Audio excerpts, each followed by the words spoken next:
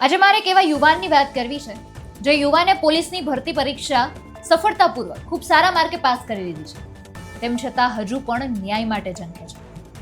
ભરતી જે કરવાની હોય, ભરતી પ્રક્રિયા હોય, એ બાબતને લઈને અત્યારે મહેનત કરી રહ્યા છે અને અત્યારે લડત આપી રહ્યા છે.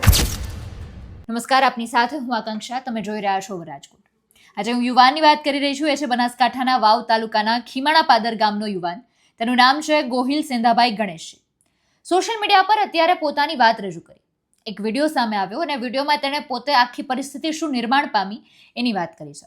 સૌથી પહેલા તો આ જે પરીક્ષાનો આખો મામલો શું છે તેને આપણે સંક્ષિપ્તમાં સમજીએ તો સેંધાભાઈએ 2015માં પહેલી વખત પરીક્ષા આપી, અસફળતા હાથ લાગી. 2016-17ની ભરતીમાં ફરીથી પરીક્ષા આપી, ત્યારે પણ માર્ક્સ ન આવી શક્યા. 18-19માં એમને આંચકો એ લાગ્યો કે એમને માર્ક્સ આવ્યા 64.75, પણ જનરલ કેટેગરીની જે મેરિટ હતું એ અટક્યું 65 માર્ક્સ. એટલે 0.25 માત્ર આટલા માર્ક્સના ફેરથી તેઓ ફરીથી ગ્રાઉન્ડથી વંચિત રહી ગયા.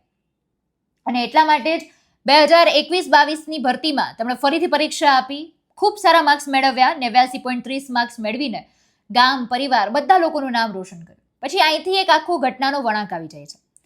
2022માં હિંમતનગર ખાતે તેમનું ડોક્યુમેન્ટ વેરિફિકેશન સરસ મજાનું થઈ ગયું, નિમણૂક પત્ર હાથમાં આવી ગયું. પણ ત્યારે જેઓ સિલેક્ટ થવાના હતા, ગામના રણજીત ધનજી નામના વ્યક્તિએ, કેમ કે ગામમાં કોઈક ઝઘડો થયો હતો, તો એ બાબતે રણજીત ધનજી નામના વ્યક્તિએ અદાવત રાખીને જાણી જોઈને તેમનું નામ ફરિયાદમાં રાખી દીધું. હવે તેમના પર એક કેસ થઈ ગયો અને તેટલા માટે જ તેમણે પોલીસ સ્ટેશનમાં લોકેશનના પુરાવા સાથે અરજી આપી. તેમ છતાં તેમનો સામેનો જે પક્ષ હતો એ સક્ષમ હતો અને એના કારણે એમને ભરતીમાં રદ કરી દેવામાં આવ્યા, એમને નોકરી ના મળી શકી. આ રીતની વાત, આ શબ્દો તેમના છે અને આ રીતે એમની સાથે બન્યું છે, એને આવી વાત કરી છે. હવે ખોટા કેસના કારણે 2021-22ની ભરતીમાં તેમની નિમણૂક ન થઈ શકી. આટલા મોટા આઘાત પછી તેમણે હિંમત ન હારી, ફરીથી ખાનગી બેંકમાં એટલે એમણે નોકરી શરૂ કરી દીધી અને વર્ષ 2023-24ની ફરીથી પરીક્ષા આપી અને તેમાં તેઓ SRPFમાં પાસ થઈ ગયા. વર્ષ 2026માં વિભાગ દ્વારા તેમને ભરતી અંતર્ગત શરતી નિમણૂક આપવામાં આવી. હવે અહીંયાથી એક સવાલ એ ઊભો થાય છે. એમનો સવાલ એ છે કે 2023-24ની ભરતીમાં શરતી નિમણૂક મળી શકતી હોય તો 2021-22ની મૂળ ભરતીની પ્રક્રિયામાં શરતી નિમણૂક કેમ ન મળી શકે?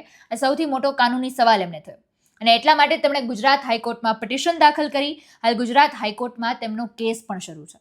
તેમણે એવી વાત કરી કે ભારતીય બંધારણના અનુચ્છેદ 14 એટલે કે કાયદા સમક્ષ સમાનતા અને અનુચ્છેદ 16 એટલે કે સરકારી નોકરીમાં તકોની સમાનતા, આ અંતર્ગત તેમને 2021-22ની ભરતીથી જ સિનિયોરિટી અને નિમણૂક મળવી જોઈતી હતી.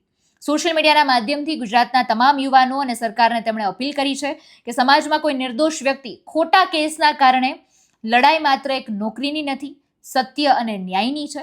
અને અત્યારે તેમણે આ રીતની વાત કરી. હાઈકોર્ટમાં તેમનો કેસ પણ શરૂ છે. સમગ્ર મામલો આ રીતે સામે આવ્યો છે. આખી માહિતીને તમે કઈ રીતે જુઓ છો? તમારું શું મંતવ્ય છે આ વિગતને લઈને એ કમેન્ટમાં જણાવજો. નમસ્કાર.